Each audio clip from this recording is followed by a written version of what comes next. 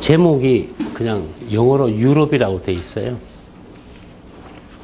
이건 한 권이, 이거 사실은 1, 2권입니다. 현재 책방에 팔아요. 근데 이제 이 책은 한국에서 절대 팔릴 책이 아니에요. 이게 이제 1453년부터 현재까지의 유럽의 패권 투쟁의 역사라고 돼 있고, 지은 사람은 영국 학자예요. 역사학자는 영국이 압도적으로 좀 뛰어나요. 미국은 영국 거 베끼고 있고. 근데 이 책이 그냥 보시면은, 그죠? 1453년부터 지금까지의 그 유럽의 여러 나라들의 패권 투쟁의 역사이기 때문에 사실 그냥 보시면 너무 복잡해요. 그런데 그나마, 그죠? 지금까지 이렇게 정리한 책은 처음 나온 책인데, 그래서 혹시, 그죠? 이렇게.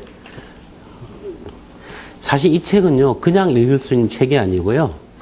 혹시 본다면은 전체 흐름을 써놓은 책이기 때문에 요걸 한번 여기 한 2페이지 읽고, 한 3페이지 읽고, 또다시 그걸 가지고 이제 다른 책이나 위키나 그런 걸 통해서 이렇게 따라가면서 이렇게 사실 공부하듯이 해야지 그냥 이 책을 쭉 읽으면은 아무 기억이 안 나요.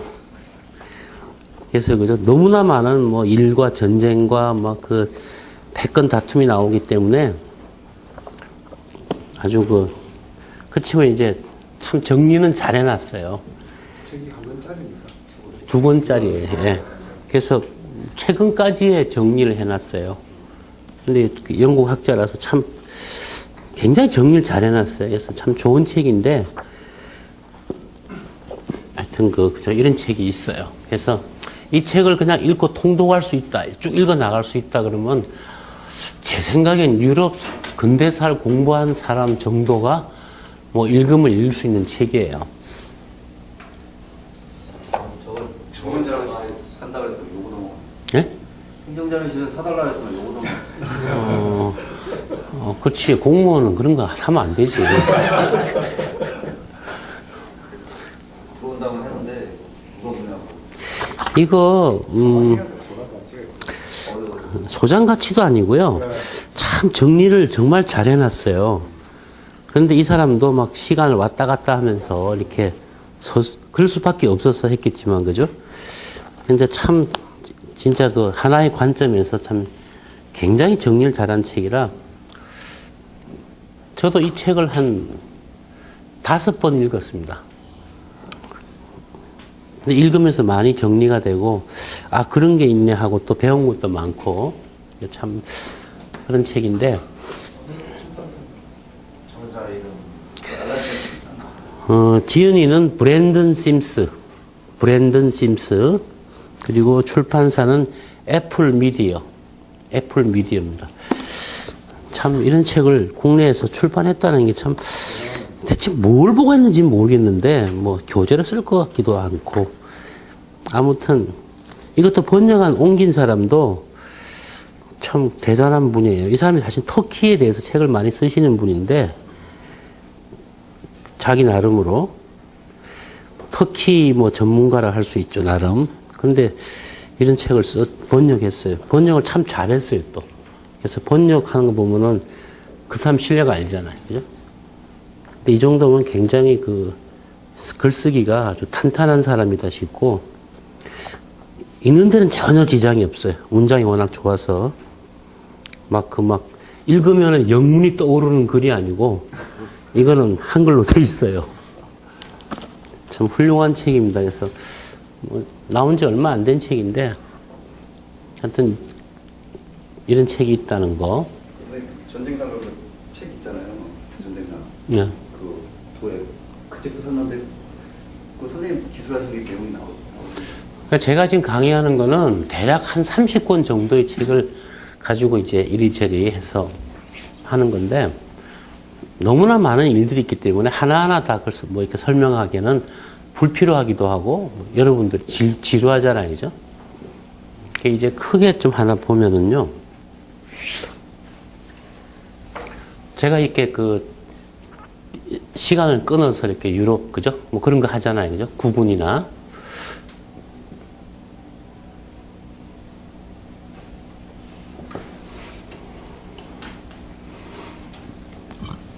(1648년이)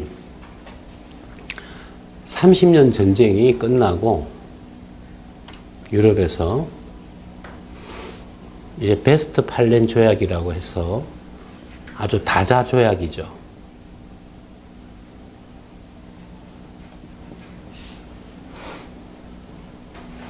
그래서 30년 전쟁은 그죠? 사실상 유럽의 일종의 뭐 유럽 내에서는 세계 대전입니다. 글로벌 대전이에요.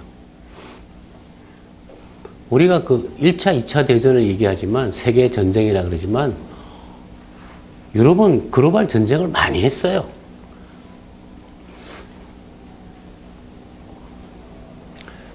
이 전쟁이 그죠? 우리 그동안 설명했지만 그 합스부르크 집안이 오스트리아하고 스페인을 갖다 합쳐서 이렇게 상속을 받으면서 그죠? 카를 5세가 스페인하고 이제 오스트리아, 그 다음에 신성로마 제황제가 되면서 그 사이에 낀 나라가 프랑스였거든요. 근데 이제 카를 5세는 이제 유럽을 하나의 그 카톨릭으로, 그죠? 카톨릭의 기반을 두고 하는 그 하나의 그 제국, 그걸 흔히 보편 제국이라 그래요. 참, 이 말이 참 유니버설인데, 하나의 유럽을 통합하려고 했던 거죠. 또 그럴 만한 힘도 있었고요. 그런데 이제 결국 이것이 이제 이 사람이 1500년도 초에 이제 황위에 올라서 했는데 이제 프랑스가 이제 반항하고 뭐 계속 전쟁이 벌어져요. 또 하나 결정적인 게 그죠? 이 사람 아들이 펠리페 2세라고 하는데 요 무렵에 종교개혁도 생기고 그래서 개신교와 가톨릭으로 나뉘고 또 각 나라가 그죠? 이게 통일은 싫다. 그래서 그 신성로마 제국 내 여러 군소 제후들이 이렇게 황제 밑에서 줄 서기는 싫다. 그런 복잡한 관계가 생기면서 하나의 그 제국을 건설하려고 하는데 또 그 당시 이 제국에 대해서 또 발언권을 가진 것이 이제 오스만 터키예요. 오스만 투르크라고 하죠. 동로마 제국 영토를 갖다 그죠? 이어받았는데 나중에 프랑스가 급하니까 프랑스하고 오스만 투르크가 이렇게 결명을 맺어요.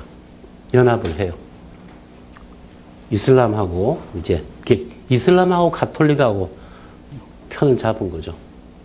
그래서 오스만 투르크는 비엔나를 공격하기도 하고 하여튼 굉장히 복잡하게 벌어지는데 여기서 그죠? 결정적으로 이제 틈이 벌어지는 게 뭐냐면 1568년인가 그 무렵에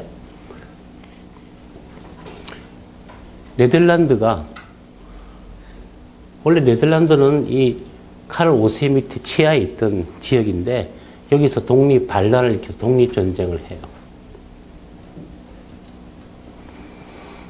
그래서 그 카를 5세는 이때 퇴위를 하고 아들한테 맡겼는데 하여튼 스페인 이 합스부르크 제국이 이 네덜란드를 갖다 결국엔 진압을 하지 못해갖고 독립을 시켜줘요. 그 과정에서 굉장히 이제 국력 손실을 가져오고요. 이럴 때 스페인이, 그죠? 카를 5세와 그 아들 펠리페 2세의 그 제국에 많은 힘이 됐던 게 뭐냐면 아메리카 대륙에서 오는 금이나 은, 특히 은, 이걸로 군장을 많이 쓴 거죠. 그래서 아무튼 굉장히 치열하게 싸웠는데, 그죠? 그 흐름이 결국에는 이제 30년 전쟁이 이어진 거예요. 근데 30년 동안 1618년에 시작해서 정말 30년간 싸웠어요. 근데 그 싸움에서 결국에는 승부가 안 나고 도저히 이제 정리가 안 돼서 수십 개의 그죠? 어떤 세력들이 모여서, 그죠? 베스트팔레르라는 곳에 모여서 이제 평화 협상을 한 거죠. 그러면서 사실상 이제 종교적인 유럽은 가톨릭의 나라도 아니고 뭐 개신교 하나의 나라도 아니고 이제 뭐 그죠? 루터교, 뭐 칼뱅교 하면서 종교적인 다원성, 그다음 정치적인 다원성. 이게 뭐냐면 결국 이제 통합 유럽이 실패한 겁니다. 이게 하나의 유럽이 될 수 없다는 것이 이제 확인된 것이 이제 이 베스트팔렌 조약이에요. 그래서 이걸 흔히 이제 학자들은 근대의 시작이라 그래요. 근대의 시작. 근대 이제 국가 체제의 시작이라 말하기도 해요. 네이션. 이제 뭐 통합이 안 되니까 각자가 하는 거죠. 근대의 시작. 그러니까 이제 분리된 유럽인 거죠. 이때부터 그죠. 이제 다시 이제 분리된 나라들 중에 또 강자가 등장해요. 특히 또 동쪽에서는 러시아가 등장해서 러시아 얘네들은 사실상 옛날에 그 몽고족의 지배를 받던 애들이거든요. 근데 이 무렵에 와서는 이제 몽골을 쫓아내고 슬슬 영토를 넓히다가 이제는 이제 유럽의 한 세력을 등장을 해요. 또 등장한 세력이 뭐냐면 북방의 스웨덴입니다. 여기도 인구가 없고 얼마 안 되는 지역인데요. 저번 주에 설명했듯이 이렇게 여러 기술이 들어가면서 여기가 힘을 가져요. 30년 전쟁 동안에 스웨덴이 아주 용맹을 떨칩니다. 또 하나 이 사이에 그죠 등장하는 세력 강호가 누구냐면 그전에는 이제 신성 로마 제국이라는 것은 여러 수백 개의 나라들인데 그중에 큰 나라가 이제 오스트리아죠. 오스트리아가 이제 합스부르크 집안의 나라인데 오늘날 흔히 말하는 거죠. 저 북쪽에 북독일 쪽에 독일이라는 개념은요. 옛날에는 그 절먼이라 하는 건데 지금 독일을 치면 독일 국가가 나오죠. 그죠? 근데 독일이라는 개념은 옛날에는 그런 게 아니고요. 좀 애매해요. 그러니까 오늘날 독일과 오스트리아 그 일대에 펼쳐져 있던 여러 그걸 통틀어서 독일이라 불렀어요. 그게 지금 그 절머니, 게르마니가 아니고요. 그래서 독일의 북쪽에 프로이센이라고 하는 또 하나의 강자가 등장해요. 이 프로이센이 사실상 오늘날의 독일의 우리가 흔히 말하는 독일의 전신입니다. 이게 프로이센이. 그래서 프로이센하고 오스트리아도 경쟁을 하기 시작해요. 스웨덴도 그렇고. 또 하나, 그죠? 굉장히 강대했던 지역이 하나 있는데, 그게 폴란드예요.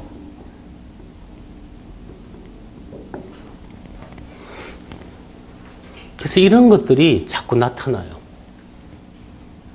헝가리라는 곳은 헝가리, 그죠?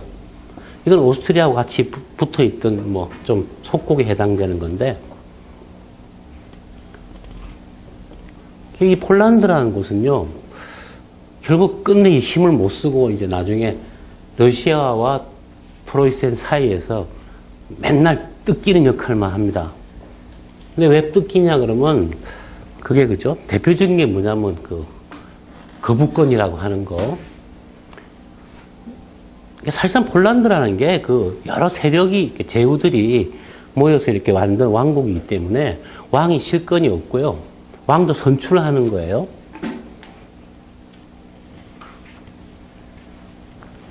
그래서 폴란드는 나중에 뭐 스웨덴이나 러시아나 프로이센한테 늘 이렇게 이건 동네 북이에요. 그래서 흔히 뭐 정치학자들이 우리나라가 잘못하면 폴란드 꼴이 난다고 뭐 이렇게 협박할 때 용도로 쓰는 겁니다. 폴란드는 그냥 병신의 대명사예요. 뭐 지네도 할 말도 없어요. 병신이지 뭐. 근데 따지고 보면 이유는 또 있어요. 그렇게 되는 이유가. 꼭 뭐 사람들이 못나서가 아니라. 그러면서 그죠? 그 사이에 이제 국력을 이렇게 왕이 점점 힘을 모아서 강해지는 왕국이 프랑스 왕국이에요. 프랑스 왕국. 왕권이 강화되면서, 그 다음에 영국도 그죠? 예전에는 뭐 그냥 섬나라였는데, 얘네들이 이제 점점 엘리자베스 여왕 시절부터 해서 이 나라가 서서히 이제 만만치 않은 나라가 돼요. 헨리 8세부터 시작해서. 그러면서 그죠? 스페인은 인구가 줄고 서서히, 스페인은 이때부터 서서히 쇠락의 길로 가고 신진 강호가 그죠? 스웨덴, 영국, 러시아, 프랑스, 그 다음 기존의 강호, 오스트리아, 뭐 이렇게 멤버가 바뀌어가는데, 이 나라들이요, 지금 등장한 이 나라들이에요, 그죠? 스웨덴은 러시아한테 지면서 북쪽에서 사실상 선수 퇴장을 당해요. 스웨덴은 지금도요, 그죠? 무기나 군비를 미국제를 안 쓰고 지네 걸 써요. 탱크도 지네 거 만들고 전투기도 지네 거 만드는데, 스웨덴 사람들은 이 러시아하고 수백 년 동안 싸우면서 이기기도 하고 지기도 하면서, 스웨덴 사람은 자주 국방을 하는 이유가, 아직도 스웨덴, 지금 우리가 유명한 그죠? 러시아의 상트 페테르스부르크라고, 그죠? 유명한 도시가 있죠. 그 도시도 원래 스웨덴 영토입니다. 그게. 그걸 갖다가 이제 피터 대제라고 하시죠. 표트르 대제가 뺏어서 거기다가 항구를 만든 거예요. 스웨덴하고 러시아는 사실 불구대천의 원수예요.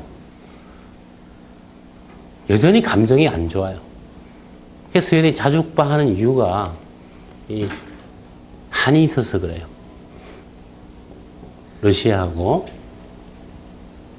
1648년부터 새로 등장하는 나라들이 계속 싸우는데, 그죠? 또 한편으로는 뭐냐, 그러면 스페인이나 포르투갈이, 그죠? 아메리카나 또, 그죠? 저기 동양의 뭐 인도나 또 필리핀이나 이런 쪽을 또 식민지화 시켜요. 그러면서 점점 이제 세계가 글로벌화 돼 가는 과정인데, 영국이 활약을 어디서 많이 하냐면, 그죠? 스페인이 저 아메리카 대륙에서 금은 보화를 싣고 오잖아요. 영국은 맨날 거기 가서 그거 해적질 하는 거예요. 근데 해적인데 아예 그게 국가 사업이라서 어떻게 하냐면은 왕한테 해적 면허장을 받아요. 그러니까 그리고 여왕도 사실은 드레이크 선장이라고 유명한 사람 아시죠? 그죠? 그 해적 사업에 여왕이 투자를 해요. 영국 여왕도 자기 돈이 필요해요. 의회가 말을 안 듣고 뭐 전쟁 자금 안 내주는 거죠. 그래서 그걸 사략선이라 그러는데, 해적을 국가 공인사 해적질이에요. 그러면서 계속 스페인을 괴롭혀요. 계속. 스페인은 영국한테 뜯기다 망한 나라입니다, 사실. 영국은 그죠. 그러면서 해양의 강국이 되는데, 프랑스도 굉장히 그 해양력이 셀 수 있는 나라인데, 그죠?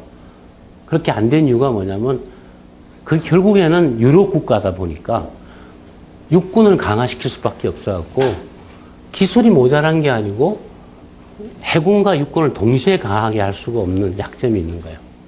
영국은 오로지 해군에 몰빵을 합니다.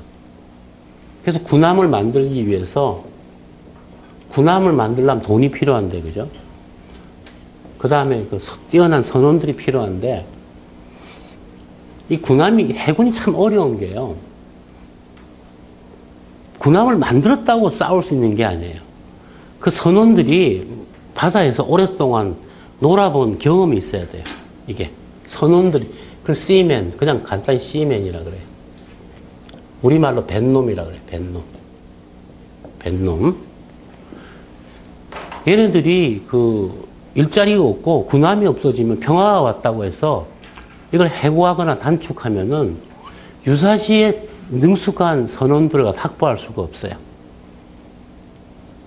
오늘날 미국이 지금 그 전통을 이어가고 있는데요.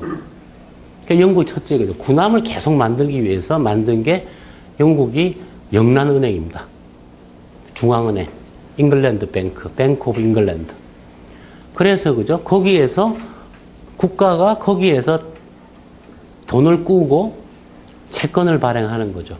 그걸 시중에서 유통시키는 일종의 그죠? 그 금융 자본주의의 시작이 이 방식은 원래 네덜란드에서 온 거예요.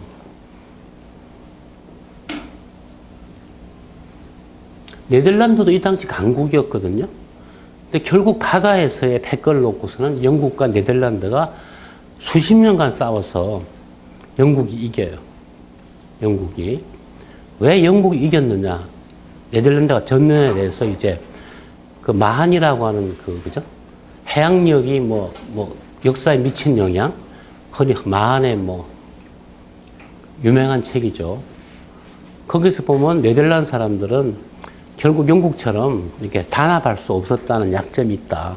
싸움도 잘하고 하는데 각주가 다 이렇게 평등하다 보니까 점점 군함이 커져가는데 네덜란드는 큰 군함을 만들 수 없었다. 그게 큰 이유다고 설명하고 있는데 제가 옛날에 그 책 보면서 참 그 마한의 책을 보면서 참 통찰력이란 건 저런 거구나를 느꼈던 건데 지금 와서 보면 좀 그저 그래요. 옛날엔 다 기가 막힌 책이구나 했는데 또 세월 가서 보니 그런 거죠. 그래서 군함을 계속 만들기 위해서는 돈이 필요하고요. 안정적인 자금 공급이 필요하고 선원들 유지해야 되는데 프랑스는 그죠? 군함도 잘 만들고 했는데 왕이 뻑하면은 육군 쪽에 신경을 쓰는 바람에 한때 분명히 하드웨어, 장비면에서는 프랑스 앞섰어요. 앞섰는데, 그죠? 나중에 그걸 유지가 안 되니까. 프랑스는 결국 해양력에서 밀리게 되는데, 영국은 섬이다 보니까 어차피 국가 방어는 섬으로 하는 거죠. 해양력으로 하는 거예요. 영국이 얻은 큰 혜택은 그 섬이었다는 거죠. 영국이 결국 해양 대국으로 발전해 가는 건데, 영국에는요, 해군사, 해양에 관한 역사, 해양사. 영국의 웬만한 대학에 가면은 해군사학, 해사학. 학교마다 거기에 대해서 과가 없는 과가 없어요. 학교마다 다 있어요. 영국은 지금도 해군사와 전쟁에 관해서는 그죠? 나름의 그 어떤 배틀을 뜨는 시장이 지금도 굉장히 커요. 그래서 영국 애들은 계속 그 해군에 관한 얘기는 지금도 이렇게 요즘 구글이나 그죠? 지금도 무성해요. 하여튼 어쩌고 저쩌고 하여튼 들어가 읽다 보면 지도에서 이제 눈알 빠질까봐 안 읽는데 굉장히 많아요. 옛날에 그 강대국의 흥망이라고 하는 책을 썼던 그 유명한 폴 케네디라고 있어요. 그 사람이 책 내고 나서 책 내용은 결국 미국도 강대국인데 지금 쇠퇴하고 있다. 소련한테 지고 있다 하면서 책을 낸 게 이제 미국에서 먹혔어요. 미국이 그때 좀 불리했거든요. 소련이 엄청나게 병력이 많고 비행기 많고 통계 자료로 하면 게임이 안 돼요. 나토군하고 바르샤와 조약군 간에 병력 비교를 하면은 우리 흔히 신문 나오잖아요. 북한군 탱크 우리보다 훨씬 많죠, 그죠? 항상 불리하다 통계는 쓰기 나름인 건데, 그죠? 그 사람이 한국에 90년에 책이 나왔고요, 그 책이. 원래 나오기는 이 책이 89년인가 나왔어요. 92년에 소련이 없어져 버렸어요. 강덕의 흥망을 보면요. 그 영국 학자들이 논리를 전개하는 방식이 얼마나 뛰어난 걸 알 수 있어요. 정말 그 책은 명저입니다. 다만 틀려요. 그게. 그 사람도 유명한 해양 해사, 해군 전사학자예요. 그 사람이 쓴 영국의 해양 지배에 관한 역사라는 또 명저가 있어요. 그 책도 상당히 뛰어난 책인데, 그죠? 역사학자가 예언을 하면 안 되겠더라고요. 역사는 항상 과거를 정리해야지, 그죠? 뛰어난 학자가요, 예언을 하면 왜 틀리냐면요. 학자들이 훌륭한 학자일수록 데이터가 쌓이고 누적돼서요, 그죠? 뭔가 딱 결론을 낼 정도가 되려면 충분한 데이터가 쌓여야 돼. 그게. 근데 보통 세상 일은 충분한 데이터가 쌓인 시점이 이미 판이 바뀌었을 때예요. 그래서 그죠? 훌륭한 학자가 책을 쓰면 정확하게 틀린다는 그 역설이. 근데 이런 얘기에 이제 돌아가서 크게 얘기하면 이때부터 그죠? 유럽이 이렇게 신흥 강호가 등장해갖고 패권 다툼을 하는데 이제 새로운 그죠? 각 나라들이 등장해서 요게 그죠? 360년 예? 제가 말하는 그 60년 6번 이어지는 하나의 흐름이죠. 2008년이 돼요.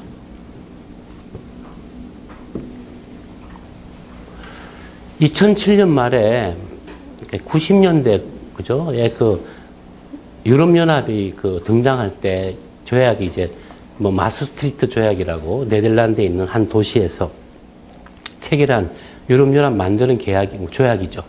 그것이 이제 2007년 말에 리스본 조약이라 그래요. 이게 이제 EU가 등장한 거예요. 이게 360년의 역사입니다. 360년 동안 유럽은